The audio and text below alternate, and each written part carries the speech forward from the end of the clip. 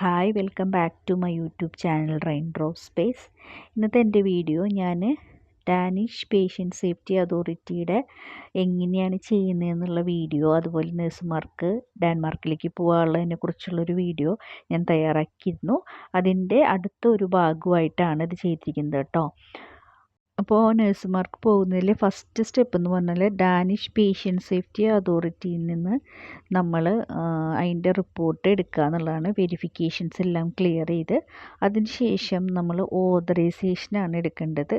അപ്പോൾ ഓതറൈസേഷൻ എടുക്കുന്നതിന് വേണ്ടിയിട്ട് നമ്മൾ ഗവൺമെൻറ് സൈറ്റാണ് യൂസ് ചെയ്യുന്നത്. അപ്പോൾ ഞാൻ ആ സൈറ്റിൻ്റെ ഡീറ്റെയിൽസൊക്കെ ഞാൻ ഡിസ്ക്രിപ്ഷൻ ബോക്സിലിടാം. അപ്പോൾ അതെങ്ങനെയാണെന്നൊക്കെ നോക്കാം. നമുക്ക് ഫസ്റ്റ് സ്റ്റെപ്പ് എന്ന് പറഞ്ഞിട്ടുണ്ടെങ്കിൽ പേഷ്യൻ്റ് സേഫ്റ്റി അതോറിറ്റിയുടെ ഡെൻമാർക്ക് പേഷ്യൻ്റ് സേഫ്റ്റി അതോറിറ്റിയിൽ നിന്നുള്ള നമ്മളുടെ സർട്ടിഫിക്കറ്റിൻ്റെ ഇവാലുവേഷനും വെരിഫിക്കേഷനും എല്ലാം ക്ലിയർ ആയത് കഴിയുമ്പോൾ അവരവിടെ നിന്നുള്ള പോസിറ്റീവ് റിപ്പോർട്ട് നമുക്ക് കിട്ടും. ആ റിപ്പോർട്ടിന് ശേഷം നമ്മൾ എടുക്കേണ്ടത് ഓതറൈസേഷനാണ്. അത് കഴിഞ്ഞാൽ മാത്രമാണ് നമുക്ക് ഓതറൈസേഷൻ എടുക്കാൻ പറ്റുള്ളൂ. അപ്പം ഞാൻ ഓതറൈസേഷൻ എന്താണെന്ന് പറയാം. അപ്പോൾ നമുക്ക് ഓതറൈസേഷൻ ആർക്കൊക്കെയാണ് എടുക്കാൻ പറ്റുക നോക്കാം. ഇപ്പോൾ ഞാൻ ഓതറൈസേഷൻ്റെ ടൈം ഡ്യൂറേഷൻ വന്നിട്ട് ഏകദേശം ഒരു 1 മന്താണ് വരുന്നത്. അതിൻ്റെ പ്രോസസ്സിങ് ഫീ ആയിട്ട് വരുന്നത് ഡാനിഷ് ക്രോൺ 2490 വരുന്നത്. അപ്പോൾ ഇതിൻ്റെ ഡീറ്റെയിൽ എല്ലാം വന്നിട്ട് ഇതിനകത്തിട്ടുണ്ട്. Who can be granted residence and work permit in order to obtain Danish authorization എന്ന് പറഞ്ഞിട്ട് ഉണ്ട് കേട്ടോ. കണ്ടോ, you are a doctor, dentist or nurse. അപ്പോൾ നഴ്സുമാർക്കും ഡോക്ടേഴ്സിനും അതുപോലെ ഡെൻറ്റിസ്റ്റിനുമാണ് ഈ ഒരു ഡാനിഷ് ഓതറൈസേഷൻ നമുക്ക് അപ്ലൈ ചെയ്യാനായിട്ട് പറ്റുന്നത് കേട്ടോ. പിന്നെ ഡാനിഷ് ഓതറൈസേഷനെ കുറിച്ചുള്ളത് what are the conditions for doctor, dentist and nurses. അപ്പോൾ ഡോക്ടറും നേഴ്സും ഡെൻറ്റിസ്റ്റും ഒക്കെ ആണെങ്കിൽ assessment from Danish patient safety authority, അതിൽ നിന്നുള്ള പേപ്പർ നമ്മൾ കംപ്ലീറ്റ് ആയിട്ട് ചെയ്യണം. അതുമാത്രമല്ല അതിൻ്റെ കോപ്പി വന്നിട്ട് ഈ ഒരു ഓതറൈസേഷനകത്ത് നമ്മൾ സബ്മിറ്റ് ചെയ്യണം. അതുപോലെ തന്നെ നമ്മുടെ ഫാമിലി മെമ്പേഴ്സിനെ നമുക്ക് അക്കോമ്പനി ചെയ്യാൻ പറ്റും. അപ്പോൾ അവർ ഇതിനകത്ത് ഡീറ്റെയിൽ ആയിട്ട് പറയുന്നുണ്ട്.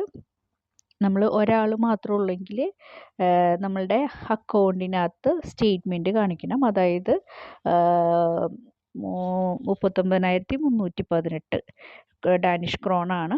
നമ്മൾ ഒരാൾ മാത്രമാണ് പോകണമെന്നുണ്ടെങ്കിൽ. പിന്നെ നമ്മളുടെ കൂടെ നമ്മുടെ സ്പൗസും കൂടെ ഉണ്ടെങ്കിൽ 78,636 ഡാനിഷ് ക്രോണാണ് നമ്മൾ നമ്മുടെ അക്കൗണ്ടിൽ കാണിക്കേണ്ടത്. നമ്മുടെ കൂടെ കുട്ടികളുണ്ടെങ്കിൽ, കുട്ടികളും സ്പൗസും ഉണ്ടെങ്കിൽ 94,338 ഡാനിഷ് ക്രോൺ നമ്മുടെ അക്കൗണ്ടിൽ കാണിക്കണം കേട്ടോ. അതുപോലെ തന്നെ നമ്മളുടെ കുട്ടികൾ മാത്രമേ ഉള്ളൂ, സ്പൗസ് ഇല്ല, അങ്ങനെയാണെങ്കിൽ 78,630 ഡാനിഷ് ക്രോൺ. അങ്ങനെ നമ്മൾ വന്നിട്ട് ഇവിടെ എഴുതിയിട്ടുണ്ട്. Document providing your ability to support your self and any accompanying family members could for example be a statement from your bank account. The bank statement must not be more than 30 days old. അപ്പോൾ ഇങ്ങനെയാണ് നമ്മൾ അക്കോമ്പൈനിങ് family മെമ്പേഴ്സിനെ നമ്മുടെ കൂടെ കൂട്ടുകയാണെങ്കിൽ വേണ്ട കാര്യങ്ങൾ. ഇങ്ങനെയാണ് നമ്മൾ ഓതറൈസേഷൻ ചെയ്യുന്നത് കേട്ടോ. പിന്നെ ഈ ഓതറൈസേഷൻ എങ്ങനെയാണ് അപ്ലൈ ചെയ്യുന്നതെന്ന് നോക്കാം. ഇതിൻ്റെ ഡീറ്റെയിൽ ആയിട്ടുള്ള കാര്യങ്ങൾക്കൊക്കെ നിങ്ങൾക്ക് അറിയണമെങ്കിൽ അതിൽ ഓരോ കാര്യങ്ങളുണ്ട്. ഞാനിപ്പോൾ ജസ്റ്റ് ബേസിക്കായിട്ട് എങ്ങനെയാണെന്നുള്ള ചെയ്യുന്നതെന്ന് പറഞ്ഞാൽ, അപ്പോൾ നമ്മൾ ആദ്യം ഓതറൈസേഷന് ആദ്യം ഒരു ID ക്രിയേറ്റ് ചെയ്യുക. ഇതിൽ name, surname, passport number, email ID ഒക്കെ കൊടുക്കുക.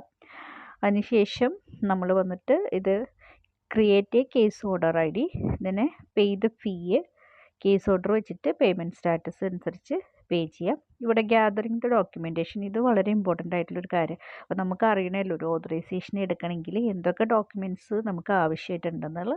Documentation of paid fee, attach receipt for your payment. അപ്പോൾ ഇതിൻ്റെ പേയ്മെൻറ്റ് പറഞ്ഞു 2,490 അത്രയും ഡാനിഷ് ക്രോണാണ് വരുന്നത്. അപ്പോൾ ആ ഒരു ഫീസ് അടയ്ക്കുക. പിന്നെ copy of all pages of your passport including all empty pages and the passport front and back cover. Copy of all pages വേണം.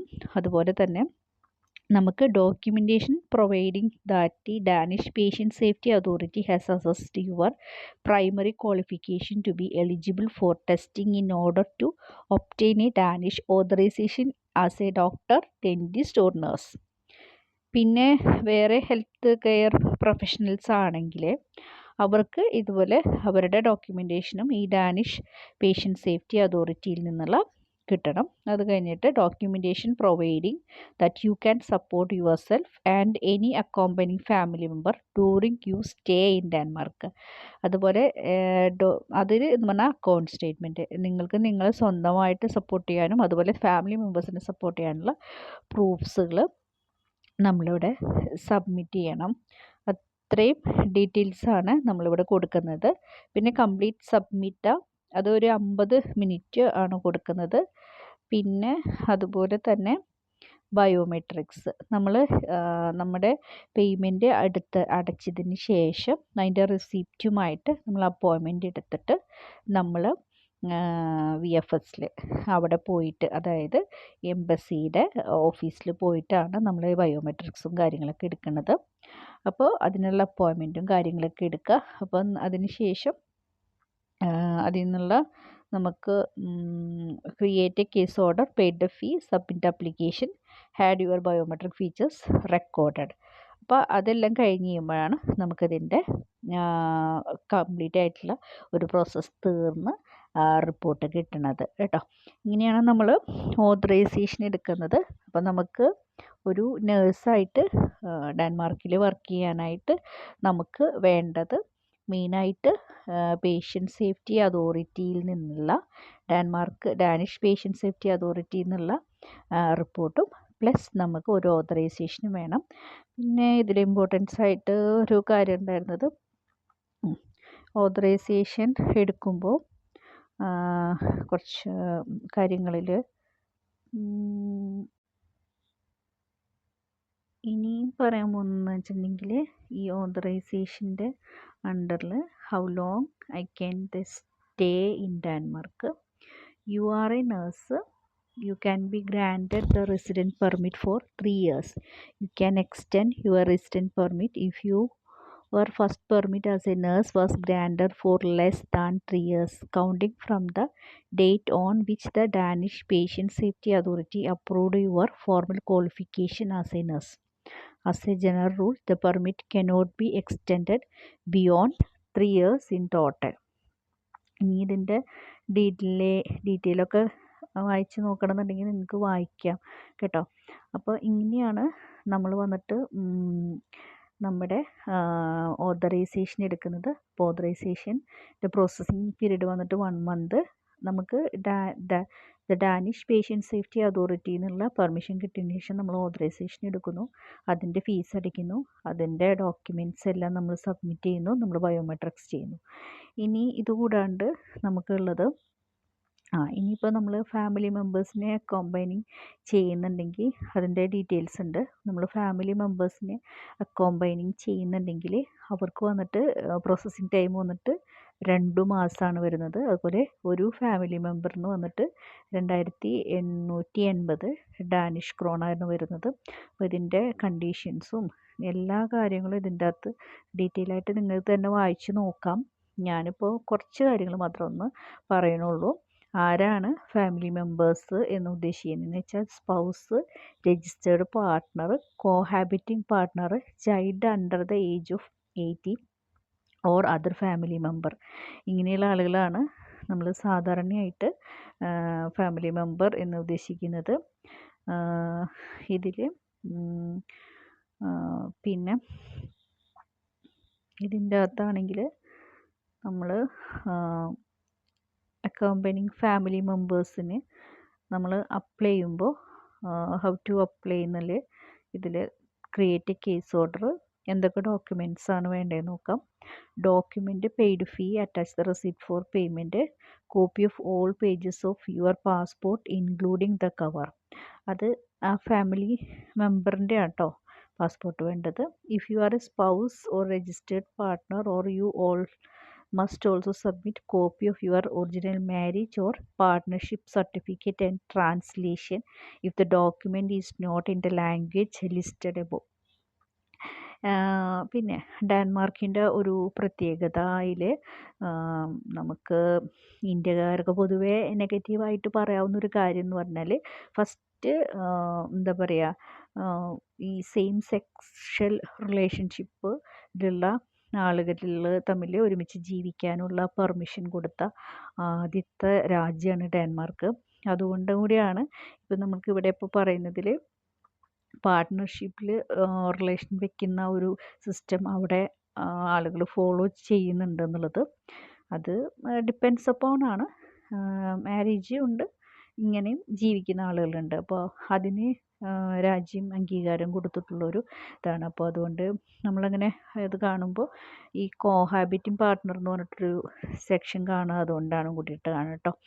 പിന്നെ അതിൻ്റെ ഡീറ്റെയിൽസ് അതുപോലെ തന്നെ if you are A child you must submit a copy of original birth certificate and translation.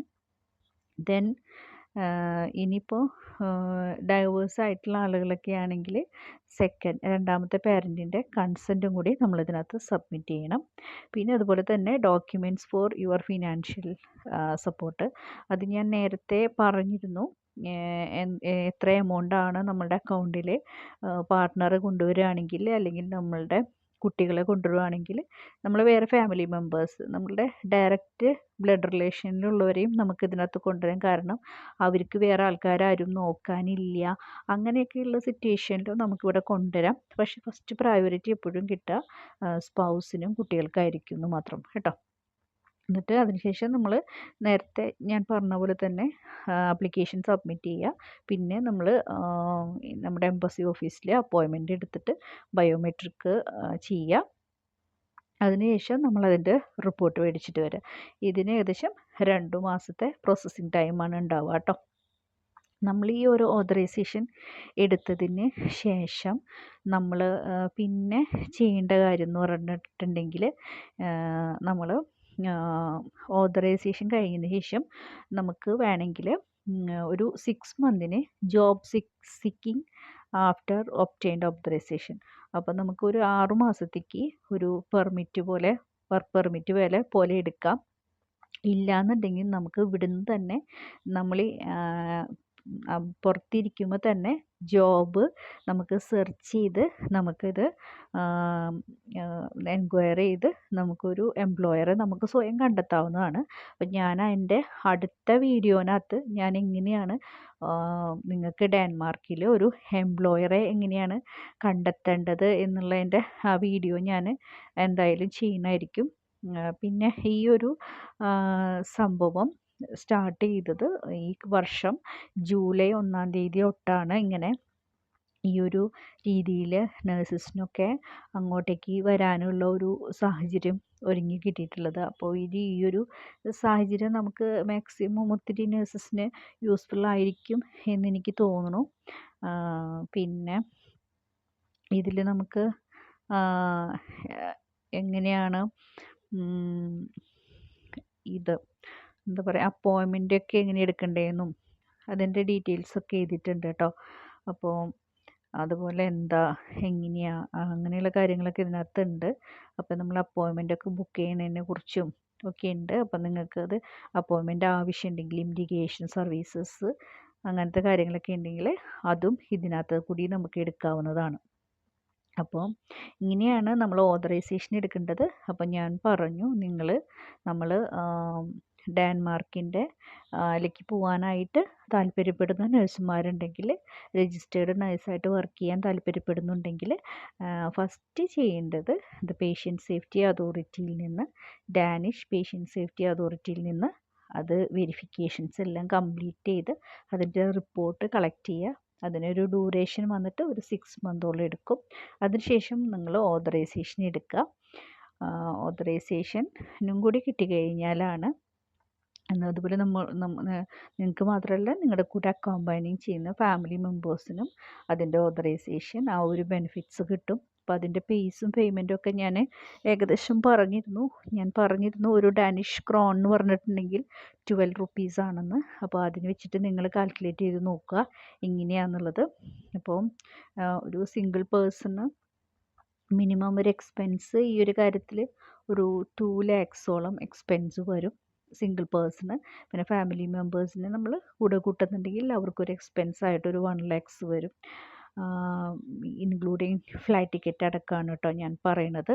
ഏകദേശം ഒരു ഇന്ത്യയിൽ നിന്നും ഡെൻമാർക്കിലോട്ട് പോകാൻ വൺ സൈഡ് ഫ്ലൈറ്റിന് ഒരു 50,000 രൂപയാണ് വരിക. അപ്പം ഞാനത് വെച്ചിട്ടാണ് പറഞ്ഞത്. പിന്നെ നിങ്ങളുടെ അക്കൗണ്ടിൽ കാണിക്കുന്ന എമൗണ്ട്, അപ്പോൾ അത് സിംഗിളായിട്ട് ഒരാൾക്കാണെങ്കിൽ ഒരു 4 ലക്ഷം രൂപ വേണ്ടി വരും. കൂടെ നമ്മുടെ സ്പൗസിനെ കൂട്ടുന്നുണ്ടെങ്കിൽ ഒരു 8, കുട്ടികളെയും കൂട്ടുന്നുണ്ടെങ്കിൽ ഒരു 12. അങ്ങനെയാണ് നമ്മൾ അക്കൗണ്ടിൽ കാണിക്കേണ്ടി വരിക. അപ്പോഴാണ് നമുക്ക് ഈ 2 കാര്യങ്ങളും കൂടി കിട്ടിയാലാണ് നമുക്ക് ഡെൻമാർക്കിലോട്ട് പോകാൻ പറ്റത്തുള്ളൂ. പക്ഷേ നമ്മുടെ കയ്യിൽ നിന്ന് എക്സ്പെൻസ് ആയിട്ട് പോകുന്നത് ഏകദേശം നമ്മൾ ഫാമിലി ആയിട്ടൊക്കെ പോവുകയാണെങ്കിൽ ഒരു 5 ലക്ഷത്തിൻ്റെ എക്സ്പെൻസ് ആണ് വരിക. പിന്നെ അത് ഡിപ്പെൻഡ്സ് അപ്പോണാണ് നമ്മൾ ഓരോ പേപ്പർ വർക്കിനും ഒക്കെ കാര്യത്തിനൊക്കെ നടക്കുമ്പോൾ അത് നിങ്ങൾക്ക് എത്രത്തോളം എക്സ്പെൻസ് വരും എന്ന് എനിക്ക് കൃത്യമായിട്ട് പറയാനൊന്നും പറ്റില്ല. ഞാനിപ്പോൾ ഒരു ചെറിയൊരു റഫ് കാൽക്കുലേഷനിലാണ് അത് നിങ്ങളുടെ അടുത്ത് പറയണത് കേട്ടോ. അപ്പോൾ ഡെൻമാർക്കിലേക്ക് ജോലിക്കായിട്ട് ശ്രമിക്കുന്ന നഴ്സുമാർ പ്രത്യേകമായിട്ട് ഡാനിഷ് പേഷ്യൻ്റ് സേഫ്റ്റി അതോറിറ്റിയിൽ രജിസ്റ്റർ ചെയ്യുക. അതിനുശേഷം ഓതറൈസേഷൻ എടുക്കുക. പിന്നെ നിങ്ങൾക്ക് ജോലി അന്വേഷിക്കുന്നതിന് വേണ്ടിയിട്ട് ഞാൻ അടുത്ത വീഡിയോയിൽ എങ്ങനെയാണ് ജോലി അന്വേഷിക്കുന്നതിനെ കുറിച്ചുള്ള വീഡിയോ ഞാൻ ചെയ്യുന്നുണ്ട്. കൂടാതെ ഈ ഒരു വീഡിയോയിൽ നമ്മൾക്കിപ്പോൾ ഓതറൈസേഷന് ശേഷം ഒരു 6 മാസത്തെ പെർമിറ്റ് എടുത്തിട്ട് നമുക്ക് ഡെൻമാർക്കിൽ ചെന്ന് അവിടെ ജോലി നമുക്ക് സ്വന്തമായിട്ട് അന്വേഷിച്ച് കണ്ടെത്തി എടുക്കാവുന്നതും കൂടിയാണ്. അങ്ങനെ ഒരു ഓപ്ഷനും കൂടി ഉണ്ട്. അപ്പോൾ ഏത് വേണമെങ്കിലും ചെയ്യാം കേട്ടോ. Thank you.